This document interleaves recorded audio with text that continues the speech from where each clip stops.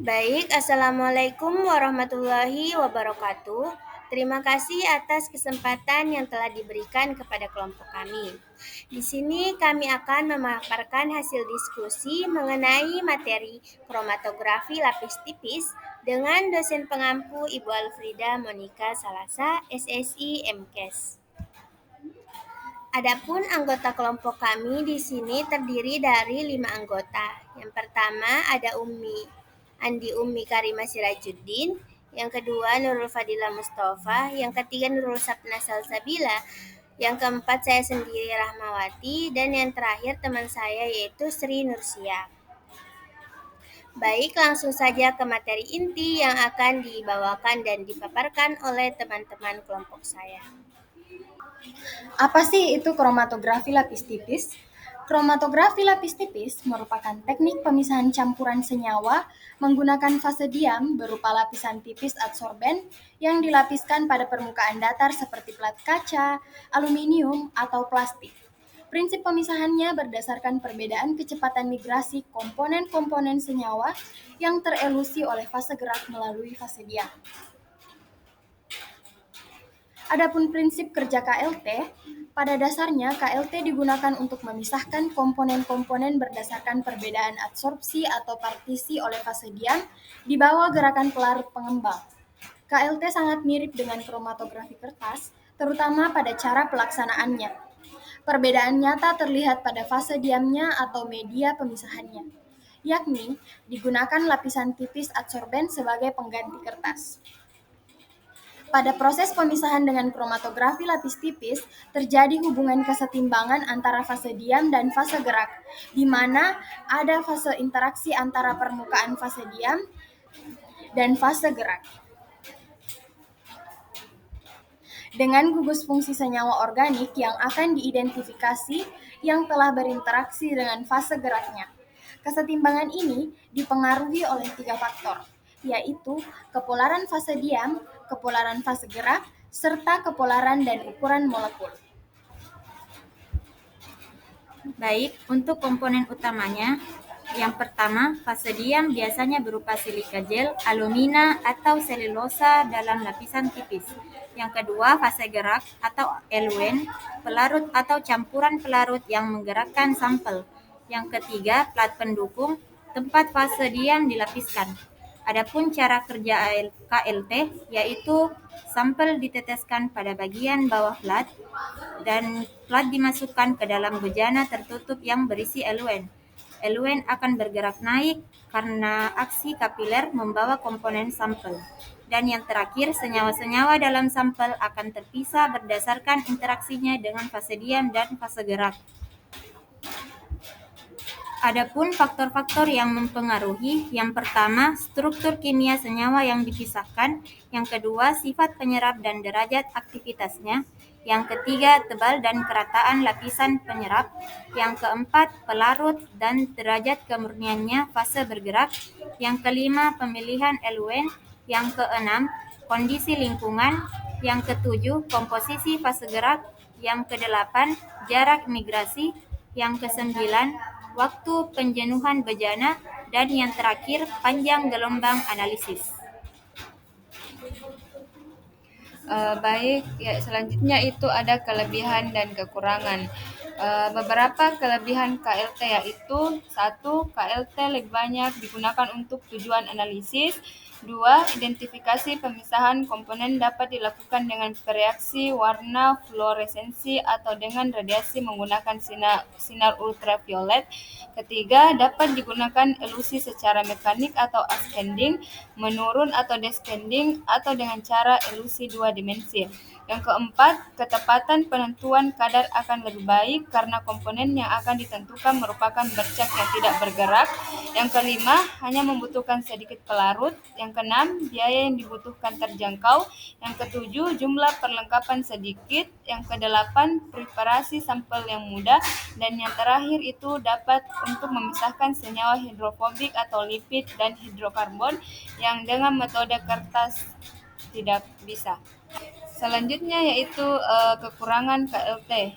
Yang pertama itu butuh ketekunan dan kesabaran yang ekstrak untuk mendapatkan bercak atau noda yang diharapkan. Yang kedua, butuh sistem trial and error untuk menentukan sistem alloy yang cocok.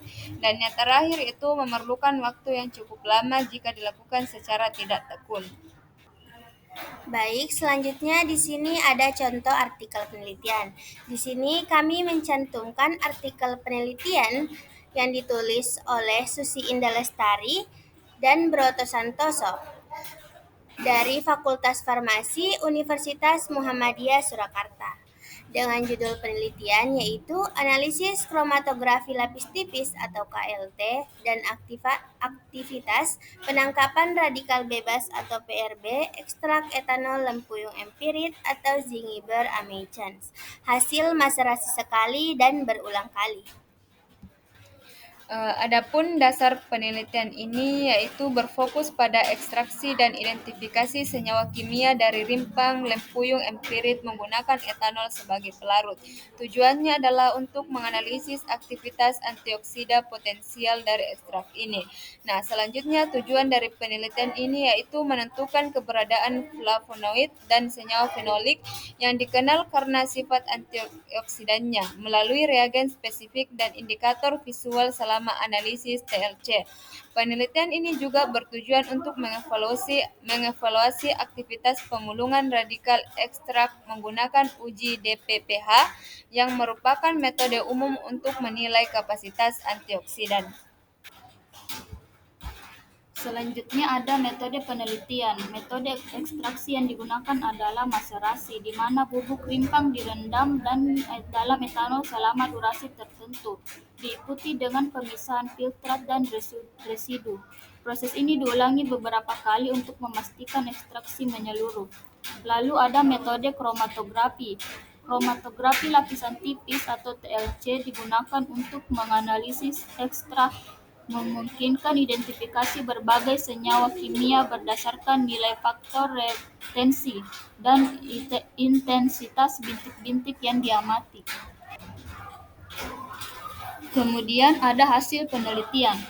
Proses ekstraksi menghasilkan ekstrak hitam kecoklatan kental dari metode maserasi tunggal dan berulang. Dengan maserasi berulang menunjukkan hasil yang lebih tinggi, yaitu 6,83% dibandingkan dengan maserasi tunggal, yaitu 4,37%. Lalu, analisis kromatografi lapis tipis mengungkapkan perbedaan intensitas bintik dan nilai RF antara ekstrak dari maserasi tunggal dan berulang, menunjukkan variasi komposisi kimia. Kemudian ada kehadiran flavonoid dikonfirmasi melalui penggunaan reagen spesifik yang menghasilkan titik fluoresens kuning sampai hijau di bawah sinar UV, mirip dengan kontrol positif atau quercetin. Lalu ada aktivitas antioksidan. Ekstrak dinilai menggunakan uji DPPH dengan ekstrak maserasi berulang menunjukkan presentasi aktivitas pemulungan radikal yang lebih tinggi, yaitu 32,68% dibandingkan dengan ekstrak maserasi tunggal, yaitu 21,63% pada konsentrasi 200 ppm. Secara keseluruhan, hasil menunjukkan bahwa maserasi berulang adalah metode yang lebih efektif untuk mengekstraksi senyawa bioaktif dengan sifat antioksidan potensial dari rimpang lempuyung empirit. Baik, itu saja mungkin materi yang dapat kami sampaikan kepada teman-teman sekalian. Adapun kesimpulan yang dapat disimpulkan dari materi yang teman-teman saya sampaikan adalah kromatografi lapis tipis atau KLT memainkan peran penting dalam pengawasan kualitas produk farmasi dengan beberapa cara utama, diantaranya identifikasi senyawa, kontrol kualitas, penetapan kadar bahan aktif, kecepatan dan efisiensi. Secara keseluruhan, KLT merupakan alat yang sangat berharga dalam memastikan kualitas dan keamanan produk farmasi, serta mendukung pengembangan obat yang lebih aman dan efektif. Mungkin cukup sekian dan terima kasih atas perhatian teman-teman sekian. Wassalamualaikum warahmatullahi wabarakatuh.